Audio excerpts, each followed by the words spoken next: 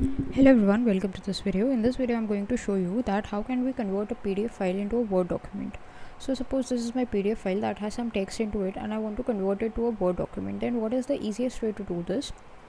There are actually multiple ways to achieve this, but the easiest way is you just go to the PDF file, press Ctrl A and press Ctrl C to copy the content. Now you open up your Word document. You can